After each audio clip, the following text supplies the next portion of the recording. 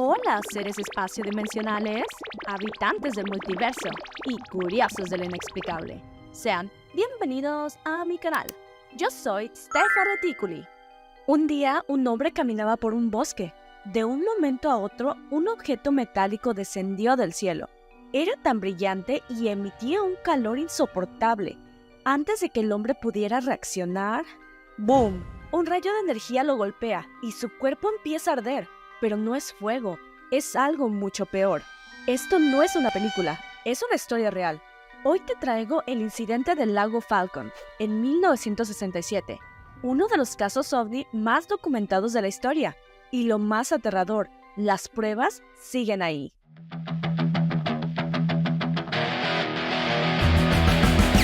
Todo empezó el 20 de mayo de 1967, muy cerca del lago Falcon en Manitoba, en Canadá, aproximadamente a 75 kilómetros al norte de la frontera de Estados Unidos. Para darte un poco de contexto, este lugar es turístico, justo en el borde rocoso del gran escudo canadiense al límite del parque provincial White Shell. En él se encuentra una zona silvestre en su mayoría deshabitada. El White Shell es conocido por sus vastos yacimientos de minerales, en el cual se establecieron varias minas. Aquí es donde entra nuestro personaje principal, Stefan Michalak, un geólogo aficionado quien había trabajado en la zona en numerosas ocasiones. Michalak solía ir a Falcon a buscar plata y cuarzos en el bosque. Cabe destacar que ya era conocido en el lugar. Un día antes del incidente, Michalak viajó desde su casa en Winnipeg hasta el lago Falcon, donde pasó la noche en un motel.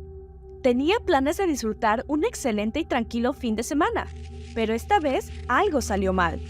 Stefan salió de su motel a las 5:30 de la mañana. Decidido a hacer lo suyo, se adentró en el bosque. Para las 9 de la mañana, bajo un cielo radiante y despejado, se encontró un yacimiento de cuarzo cerca de una zona pantanosa. Pasó unas cuantas horas en ese lugar, examinando los cuarzos, haciendo anotaciones y cosas que hacen los geólogos. Ya para las 12:15 de la tarde, escuchó una parvada de gansos, los cuales estaban muy inquietos. Levantó la vista y vio dos objetos en forma cilíndrica a muy baja altura que descendían y emitían un brillo rojo. A medida que se acercaban, pudo observar a los objetos mejor.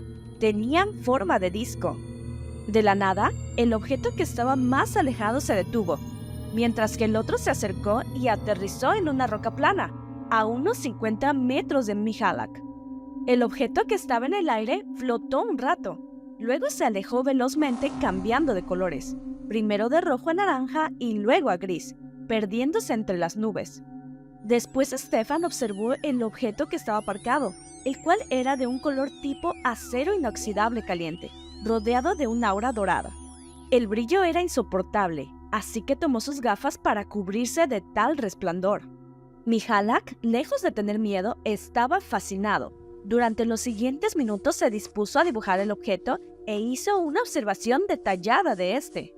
El objeto era en forma de disco, de unos 12 metros de diámetro por 3 de alto. Tenía una cúpula en la parte de arriba de más o menos 1 metro de altura. Dicho objeto emitía un ligero zumbido. También irradiaba ondas de calor y desprendía un hedor a azufre. De repente, una puerta se abrió, revelando varias luces en su interior. En ese momento, Stefan decidió acercarse y escuchó dos voces que parecían humanas. Michalak estaba convencido de que se trataba de un vehículo experimental estadounidense. Se acercó y con un tono sarcástico preguntó: «Yankees, ¿tienen algún problema? Salgan y veamos qué podemos hacer». El silencio era incómodo. Entonces preguntó: ¿hablan ruso? Otra vez, nada.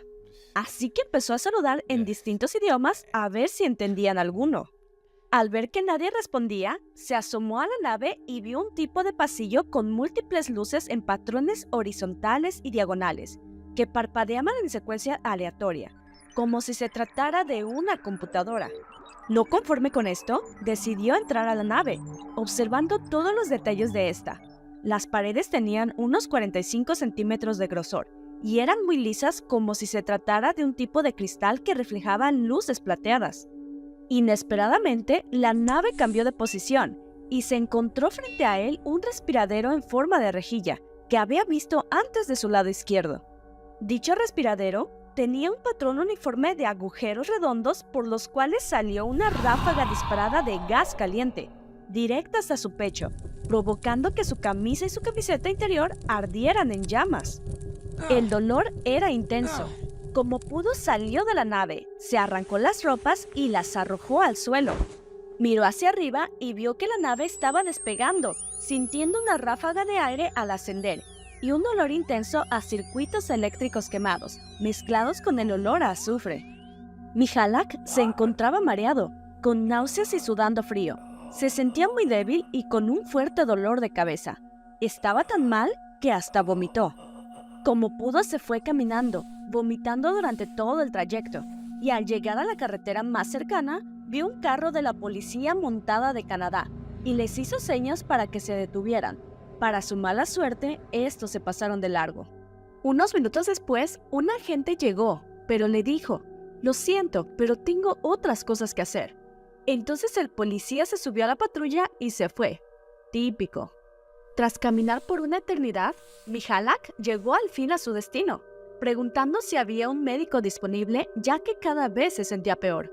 Las personas del lugar le dijeron que el más cercano estaba en Kenora, Ontario, a unos 72 kilómetros de donde se encontraba. Stefan llamó a la redacción del periódico Winnipeg Tribune para alertar a los visitantes del parque y para que le brindaran ayuda para atenderlo por un médico y trasladarlo a casa. Pero como era sábado, el departamento tenía muy poco personal y no estaban dispuestos a atender su solicitud. Así que regresó una vez más al motel, donde decidió llamar a su esposa para avisarle que había sufrido un accidente y que no se preocupara, pero que enviara a su hijo a la central de autobuses a recogerlo. Al encuentro con su hijo, este lo llevó directo a un hospital. Aquí es donde todo se pone aún más extraño. Stefan tenía un fuerte olor corporal, no podía retener la comida y se encontraba sin apetito. Tenía quemaduras en el cabello de la frente, el pecho y el abdomen. Después de haber vivido esta experiencia, Mihalak sufría de desmayos, vomitaba ocasionalmente, tenía diarreas, falta de apetito y sufría de reacciones alérgicas. Durante 2 años, fue sometido a diferentes pruebas y exámenes por una docena de médicos en los Estados Unidos y Canadá. Las marcas en su cuerpo tardaron semanas en sanar, apareciendo y desapareciendo misteriosamente. Los médicos no podían explicarlo. Mihalak se recuperó gradualmente de sus lesiones y dejó de tener reacciones alérgicas recurrentes. Sin embargo, por el resto de su vida, la extraña colección de cicatrices de las quemaduras aún se podían sentir bajo la piel de su abdomen inferior. Cabe mencionar que Stefan fue sometido a distintas sesiones de hipnosis, las cuales arrojaban la misma información que daba al estar consciente. El gobierno canadiense y la Real Fuerza Aérea investigaron el caso durante años. Su caso fue tan mediático que es innegable que haya sucedido. Las autoridades creían que todo era un plan para un beneficio económico para Mihalak. Sin embargo, el incidente nunca generó ganancias económicas. El líder de escuadrón, Paul Biskey, de la Real Fuerza Aérea Canadiense, fue el oficial investigador del caso, afirmando que Stefan había bebido aquel día del incidente, alegando que todo era una farsa. La evidencia física que se encontró en el sitio eran fragmentos extraños de metal altamente radioactivos, vegetación quemada en la zona del aterrizaje del OVNI y la ropa de Mihalak. Un dato curioso es que el productor del programa Misterios sin resolver lo contactó para obtener más información sobre su caso. Después de transmitir el episodio donde recrearon la historia con Mihalak y su familia, 7 personas llamaron al programa para afirmar que aquel día de 1967 reportaron una luz naranja brillante sobre Winnipeg. Hasta 1999, la fecha de su muerte, Mihalak sostuvo su versión. Pero aquí tengo una pregunta. Si Mihalak hubiera inventado la historia, ¿por qué se habría esforzado tanto en hacerla parecer real? Entonces, ¿qué pasó realmente en el lago Falcon? ¿Fue un experimento militar? ¿Un encuentro extraterrestre? ¿O peor aún, algo que no deberíamos haber visto? Déjamelo en los comentarios. Si te gustó este video, no te olvides de darle like, suscribirte a mi canal y compartir. Me ayudas mucho de esta forma. Y recuerda, si un día te encuentras una nave extraña en tu camino, piénsalo 2 veces antes de ir a investigar. ¡Hasta la próxima!